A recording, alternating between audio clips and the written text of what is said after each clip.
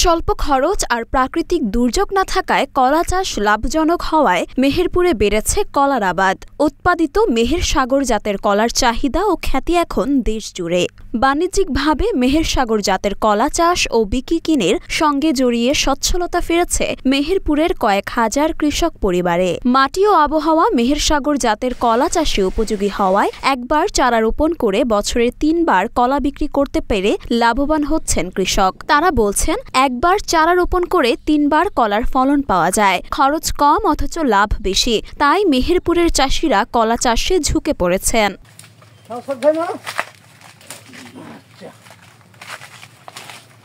মেহেরপুর সদর উপজেলার বন্দর, আমদহ, চকশ্যামনগড়, আশরাফপুর, নূরপুর, পিরোজপুর, টুঙ্গি, কাঁঠালপোতা, সোনাপুর, বলিয়ারপুর, গহরপুর, কলাইডাঙ্গা, জুগিন্দা, রাজনগর, আমঝুপি ও চাঁদবিল এবং মুজিবনগর উপজেলার মোনাখালী, দারিয়াপুর, গৌরীনগর, পুরন্দরপুর, গোপালনগর, বাগোয়ান, আনন্দবাস, মহাজনপুর, গোপালপুর, কোমরপুর, গোপালপুর ও জতারপুর গ্রামের মাঠে প্রচুর পরিমাণ কলার চাষ হয়েছে। গাংনী উপজেলার কিছু কিছু মাঠেও কলার চাষ হচ্ছে। 80-র দশক থেকে মেহেরপুরে বাণিজ্যিকভাবে কলা চাষ হলেও বর্তমানে মেহেরপুরের কৃষকদের কাছে কলা আবাদ এখন একটি অন্যতম অর্থকরী ফসল হিসেবে নিচ্ছেন কৃষকরা। কলা হচ্ছে মেহের সাগর, এখানকার চাহিদা মিটি বাইরে দেওয়া হয়। কলা লাভজনক, এখানকার চাষিরা এটাই পছন্দ করে। একবার লাগে 3 বারও করে, কেউ 2 বারও করে। অনেক সুনাম, আমরা চাষ করে অনেক লাভবান হচ্ছি।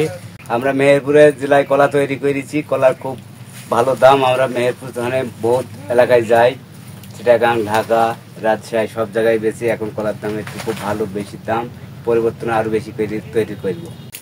1 বিঘা কলা আপনার 400 থেকে 450 এই অনুযায়ী মানে কলা গাছ থাকে আর কি।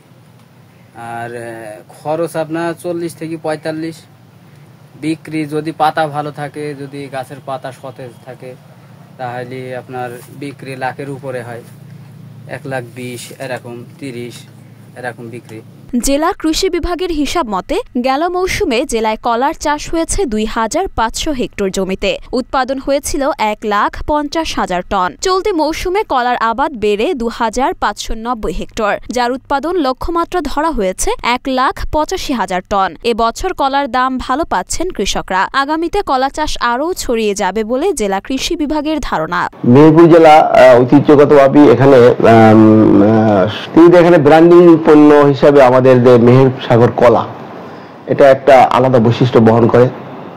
এই কলাটা বাংলাদেশের ইতিহাস থেকে জানা যায়, যতদিন বাংলাদেশের বয়স ততদিন এই কলারও বয়স। এটা 1971 সালে একটা কলা গাছ ইন্ডিয়ার এখান থেকে নদীটা আছে সেউটিয়া বা এখানে ভেসে আসে।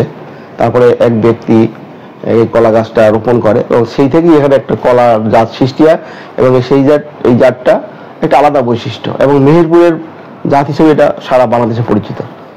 এখন আমরা এই প্রায় 2,690 হেক্টর আমাদের কলা আছে, এর ভিতরে অধিকাংশই 90% আমাদের এই মেহের সাগর কলা।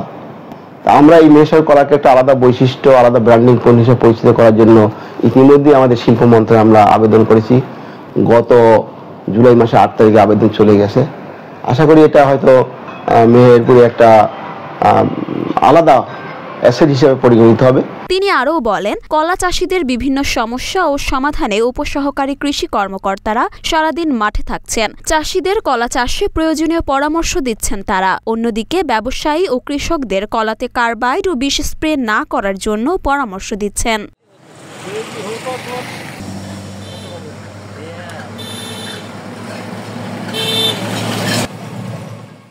মরিয়ম মিম, ঢাকা পোস্ট।